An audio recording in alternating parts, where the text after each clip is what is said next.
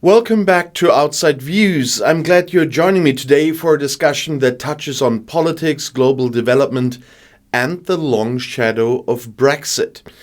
Today's question is controversial, provocative, and maybe even ironic. Making Britain great again? The year is 2025 and Britain finds itself at yet another crossroads.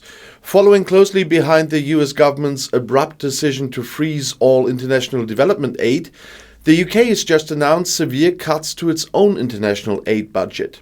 Specifically, the UK government is reducing aid spending from 0.5% to just 0.3% of national income. And why? Because America is pressuring NATO allies to boost defense spending from 2.3% to 2.5% of GDP, and to meet this demand, the UK is choosing to slash its humanitarian commitment abroad rather than raise domestic taxes. But what does this say about Britain's priorities, and what are the broader implications? Critics argue this decision isn't just morally questionable, but deeply short-sighted. As The Guardian recently reported, some of the poorest, most conflict-ridden countries in the world, countries that owe much of their fragility and economic distress to Britain's colonial legacy, are facing devastating reductions in aid. Imagine being in a vulnerable country dependent on external aid only to have your lifeline suddenly cut by more than half. And what happens next? Experts warn of increased instability, escalating humanitarian crises, and potentially massive waves of migration. Ironically, the UK Foreign Office blames these cuts on economic hardships caused by the pandemic. Yet, interestingly, this economic narrative hasn't prevented the current Labour government, despite its socialist rhetoric, from continuing neoliberal policies such as privatization, austerity, and deregulation. These strategies are precisely what critics say exacerbate inequality both at home and abroad. It's telling that prominent former British Prime Ministers from across the political spectrum, Tony Blair, Gordon Brown, David Cameron, Theresa May, have all publicly condemned these aid cuts. However, let's remember that these very leaders also championed neoliberal policies during their own terms, indirectly contributing to the fragility of countries now being further destabilized by the cuts. Their criticisms, while valid, highlight a deeper inconsistency within Britain's political establishment.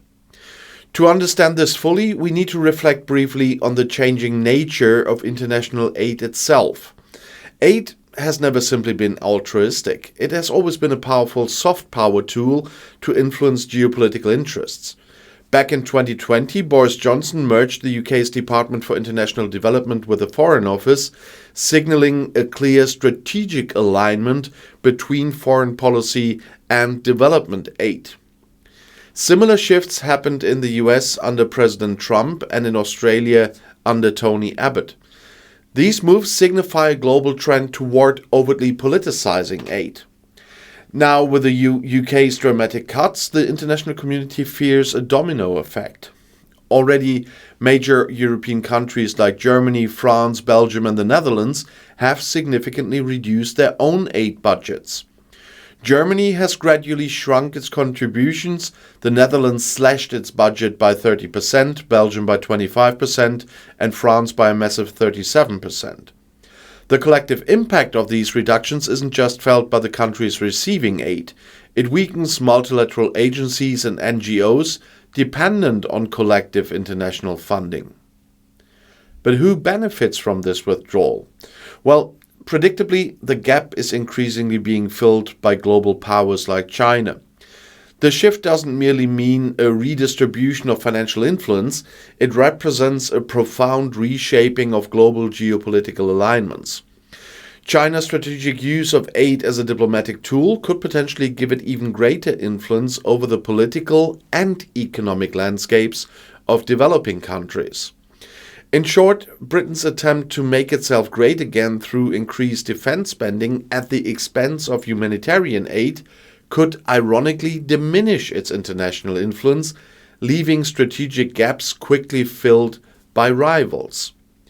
Yet, there's another angle we haven't fully explored yet: the domestic implications for Britain itself. The cuts in international aid come amid rising domestic inequality, increased poverty, and mounting social tension. Critics argue that while the UK reduces support for international humanitarian programs, the government's domestic policies remain largely unchanged. Austerity measures at home continue to exacerbate wealth disparities, pushing vulnerable populations deeper into poverty. Ironically, these cuts might not even deliver the anticipated economic benefit domestically, instead further fueling social unrest and disillusionment among voters. Moreover, Britain risks damaging its global image significantly. The UK's soft power, built on a legacy of cultural influence, humanitarian leadership, and international diplomacy, is potentially compromised by these cuts. Without its reputation for humanitarian leadership, Britain might find itself less influential in diplomatic negotiations, in trade agreements, and international institutions. Additionally, we must consider environmental implications. Many aid programs targeted by cuts were focused on climate resilience in vulnerable countries. Reducing these efforts risks exacerbating global environmental challenges, potentially leading to increased climate migration, which will indirectly impact Britain and other developed nations.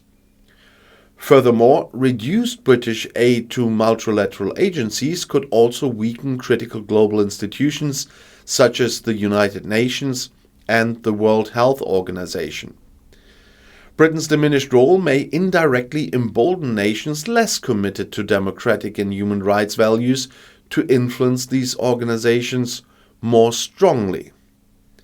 Ultimately, Britain faces a deeper existential crisis. What kind of country does it aspire to be on the global stage? A nation retreating inward, driven by a nationalist and economic anxiety, or a forward-looking country committed to international cooperation and global leadership? The current policy trajectory appears firmly set on the former, and the consequences could resonate for decades. These decisions raise fundamental questions about the post-Brexit vision that promised autonomy and prosperity. Was the Brexit dream truly about reclaiming sovereignty, or was it always a vehicle for isolationism and economic entrenchment? In conclusion, is Britain making itself great again? Or is it merely exposing the deep flaws in policies driven by short-term nationalism and neoliberal economics? History and the global community will be the ultimate judges. So thank you for watching Outside Views, and don't forget to like, subscribe, and leave your comments. I'm very interested to hear your perspectives. Until next time, stay informed and keep looking beyond the headlines, and the next video is right here in the end screen.